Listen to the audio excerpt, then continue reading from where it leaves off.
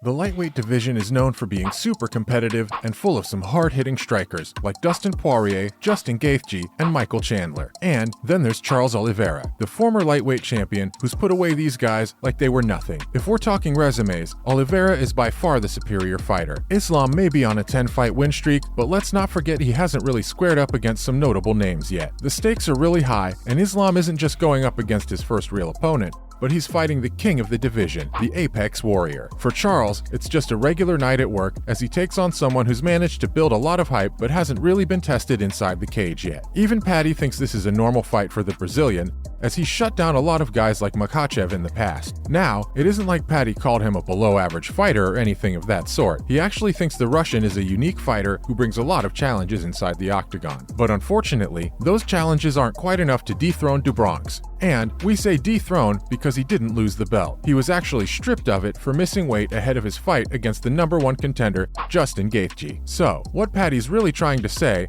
is that the 30-year-old brings a lot of fight, but isn't enough to go up against a skilled mixed martial artist like Charles. Next, a deadly arsenal. Now, of course, it would be pretty unfair to rule Makhachev out of the fight just because Oliveira has faced tougher, more skilled opponents. Who knows? Maybe he'll hold well against the former champion. And while that's what we think, Paddy the Baddie has a different opinion. The Brit thinks Islam isn't versatile enough to win the title. You could almost say he called him a bit one-dimensional. His fighting style is exactly like that of Khabib's. Get your opponent to the ground and then lock them up. But is that really enough to win against a guy with such a high caliber? Sounds kind of difficult if you ask us. Charles just has too much up his sleeve. He'll have the Russian guessing what's coming next every second of the fight. How is he even supposed to try the whole ground and pound game against a fighter who excels on the mats? But that's the whole point. This is his first real test, and passing the test makes him the king of the division, along with some bragging rights. But that's the best case scenario we just described. If we're talking reality, Charles has an arsenal full of moves capable of putting Islam away in the first round. Even Paddy described it by saying he has too many tools in his arsenal for Islam to deal with. But what's Paddy got? A lot of Makhachev fans have been taking a dig at Paddy, questioning his credibility and analysis, and to be honest, they have a point. Paddy has 3 fights in the UFC, and even though he's really skilled and exciting to watch, he's still miles away from a shot at the title. And when you look at Islam in comparison, he's done a lot to make a name for himself in the division. Oh, and not to mention how all 3 of Paddy's fights have been against unranked opponents. Guys, as much as you want your favorite fighter to win, all the Brit did was give a prediction. Don't come down at him so hard for voicing what he thinks. Makhachev fans are acting like Khamzat right now when he first talked about Pimblett. He has skills, but he talks too much. If it makes a difference, more than 70% of the fight world agrees with what he has to say about the outcome of this fight. And now, for being called a weight bully. Since we're talking about Islam's fans, let's not forget how there was a tweet reminding people that he's going up against a weight bully. What does that even mean? Well, Charles has missed weight 6 times in his career. The last time he did it, he had the title stripped from him. But that doesn't really mean he's going to be measuring at 185 pounds on the night of action. In our opinion, it's just another excuse to make things easier if Islam ends up losing the bout. Sure, he might have been overweight in a couple of his fights,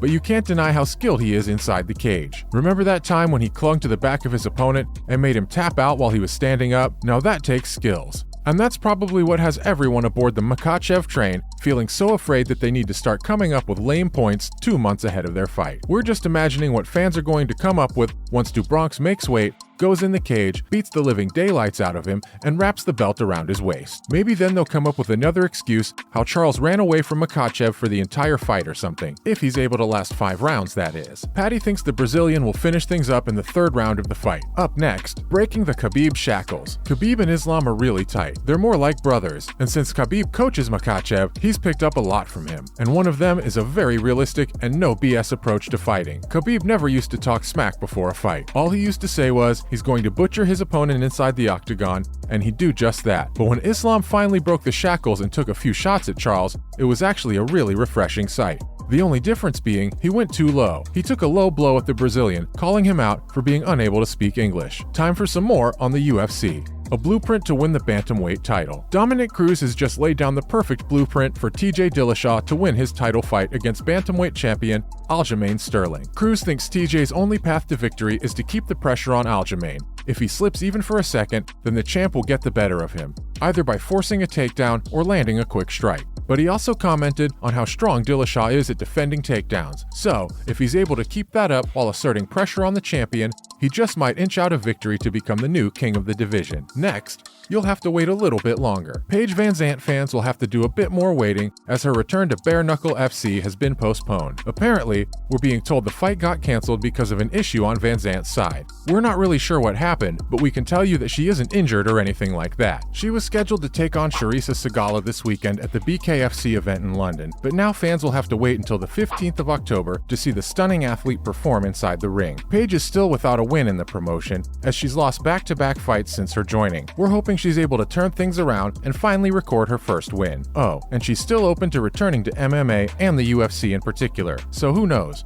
Maybe a couple of W's on her record might make that transition smoother. Finally, a rude wake-up call. With just a couple of days left before the hotly anticipated Kamaru Usman vs. Leon Edwards rematch, the champion got a really rude wake-up call from the USADA as he was tested around 5 a.m. early in the morning. The superstar took to Twitter and called them out for waking him up so early and promised he'd make them chase him in the future. Former flyweight champion Demetrius Johnson thinks Usman should stop complaining and just get on with it. He talked about how the USADA woke him up as early as 3 in the morning. You want my pee and blood? Take it. Boom. Go. I love USADA. Well, we'll be honest, that's a really interesting way to look at things. That's it from our side, folks. So what do you make of Paddy's predictions for Islam versus Oliveira? Do you think Islam went a bit too low in calling out the Brazilian for his English? Let us know what you think in the comments below. Remember, don't forget to like this video and subscribe to our channel for more exciting videos like this in the future.